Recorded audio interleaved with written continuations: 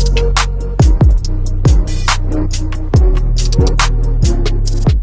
akan membahas yang banyak ditanyakan ya, lagi happening yang namanya nastar frozen. Jadi ada yang banyak bertanya karena waktu DM juga banyak disertakan gambar-gambar. Memang banyak konten yang berseliweran tentang nastar frozen, bahkan sampai kastengel frozen kayak gitu ya. Terus banyak yang bertanya gimana itu, apa bisa kak gitu ya. Jadi kita akan menjawab di sini, itu bukan boleh atau nggak boleh, bukan salah atau benar, tapi kurang tepat kayak gitu ya. Jadi kita kembali lagi ke masing-masing penjual kayak gitu ya. Jadi nggak disalahkan tapi juga nggak dibenarkan karena memang kurang tepat. Gimana hasilnya kalau misal nastar ada yang dipanggang setengah matang lalu di frozen, mau gitu boleh-boleh aja ya. Jadi sesuaikan dengan kondisi. Mungkin kita paham ya kalau yang di frozen itu ada kemungkinan mungkin masih mengerjakan sendiri, mungkin lagi rame dan nggak ngatasi kayak gitu ya, orderan lagi membludak, apalagi kita hari-hari ini kan persiapan lebaran kayak gitu ya. Tapi kenapa dikatakan tidak tepat? Karena yang di frozen itu adalah jenis kue kering.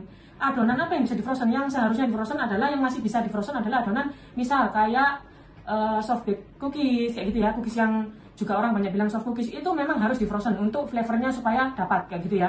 Karena itu bukan jenis kue kering, itu masih jenis mungkin seperti mirip fudge brownie kayak gitu ya. Kalau adonan soft baked cookies itu ya. Lalu yang di frozen masih masuk akal itu adonan yang namanya roti. Jadi kita roti kita sudah proses rounding lalu proses akhir, keesokan harinya kita cuma tinggal dikembangkan bisa, itu masih masuk akal. Karena kenapa? Karena roti bila terkena air itu nggak masalah karena memang dia roti, produknya roti bukan kue kering, dan roti itu banyak mengandung yang namanya cairan kayak gitu ya. Jadi nastar frozen atau kastengel frozen masih bisa dibilang kurang tepat karena kenapa? Ini adonan adalah kue kering kayak gitu ya. Jadi nastar itu meskipun pakai selai, dia juga kalau dibentuk bulat itu dia masih berupa yang namanya adonan kue kering kayak gitu ya. Karena kan sistemnya di stok. Kecuali kalau dia mungkin nastar Taiwan itu memang masih benar-benar basah. Jadi karena pemakaian di nastar Taiwan itu memang pasti kelembapannya tingkat tinggi karena dari bentuknya juga besar. Juga selai yang masuk beda dengan selai yang kita nastar yang bulat-bulat itu ya kayak gitu ya. Jadi kalau ditanya kalau ada perubahan rasa gimana? Kira-kira ada perubahan rasa apa enggak? Kalau ditanya ada perubahan rasa itu otomatis 100% pasti akan berubah. Karena kenapa? Ada yang namanya ketika adonan didiamkan gitu ya, itu akan berbeda. Apalagi yang dimaksud di sini, kenapa kurang tepat? Karena namanya kue kering. Kue kering itu harus kering kayak gitu ya. Jadi untuk yang mungkin di sini pakai tepung disangrai. Tepung disangrai lah. Terus gunanya apa? Ketika tepung kalian sangrai kemudian kalian masukkan adonannya di freezer kayak gitu ya, itu tetap mengandung yang namanya lembab itu sama dengan air kayak gitu ya. Nah itu gimana ketika kita mau berjualan, kita nggak akan pernah maju kalau kita kerjanya seperti itu kayak gitu ya, karena itu adalah kue kering, itu dimaksudkan dengan nama kue kering ya. Kecuali tadi adonan yang disebutkan yaitu roti atau soft baked cookies itu masih bisa di freezer, dan harus di freezer kalau yang soft baked cookies ya supaya flavornya set. Dan juga mungkin kayak cokes itu mungkin masih bisa di freezer. Tapi kalau yang namanya kue kering di freezer ya itu tergantung kita masing-masing kembali. Jadi kalau bisa dibilang flavornya ada berubah apa enggak? Satu, flavor pasti berubah. Kalau ada yang bilang enggak kok enggak berubah ya mungkin enggak diteliti kayak gitu ya. Karena pasti ada perubahan. Apalagi belum lagi patinya sudah terserap apapun itu beda kayak gitu ya. Meskipun memang akan dipanggang lagi kayak gitu ya, tapi kan beda.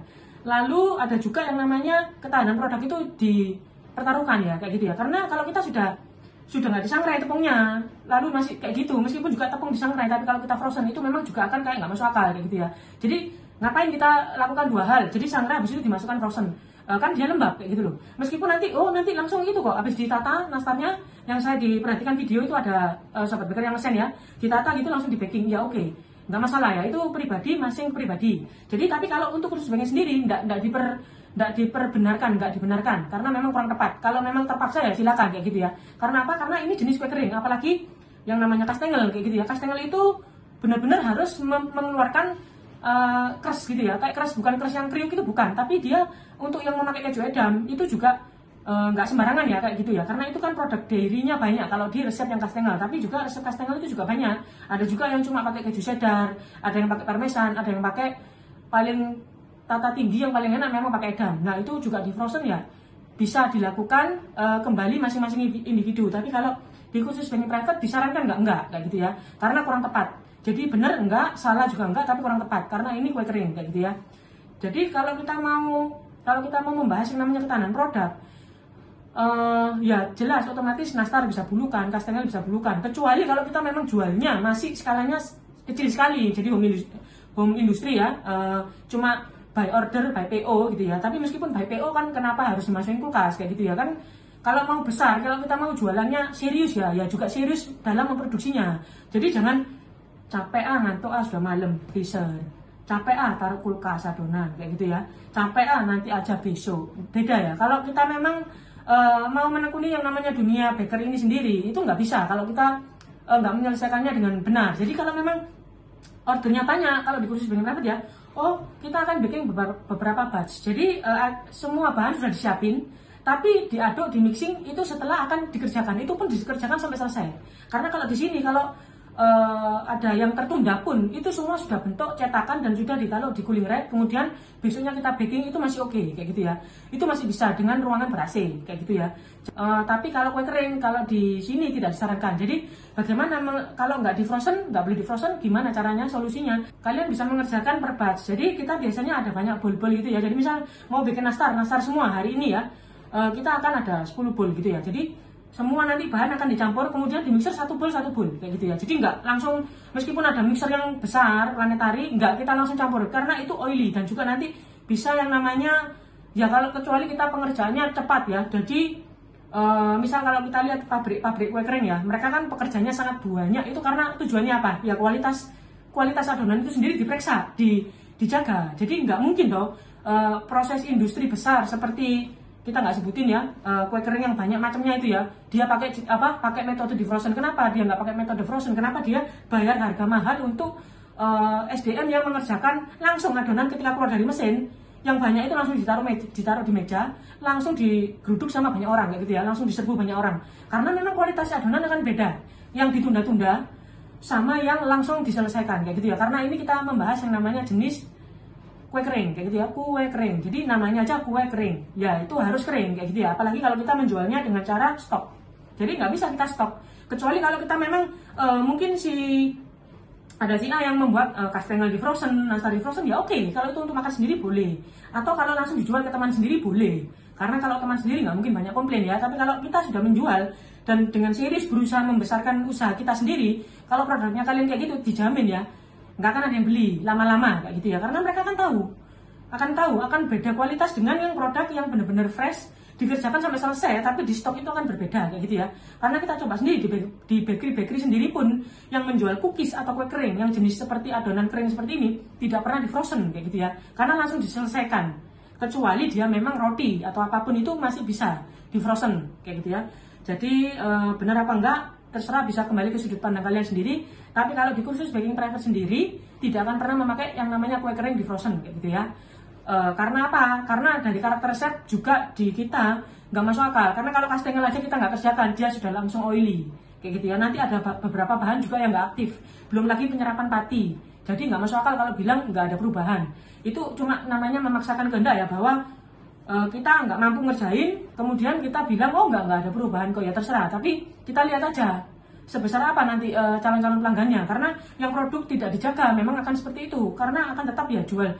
Ya cuma beberapa orang aja yang membeli kayak gitu, nggak bisa besar. Karena memang kalau ada kue kering jenis di frozen, ya itu pasti akan lembab kayak gitu ya, nggak akan bisa dengan maksimal. Kecuali memang kita skalanya menjual masih sedikit, ya mungkin masih 5 toples, 6 toples ya oke, nggak masalah kayak gitu ya.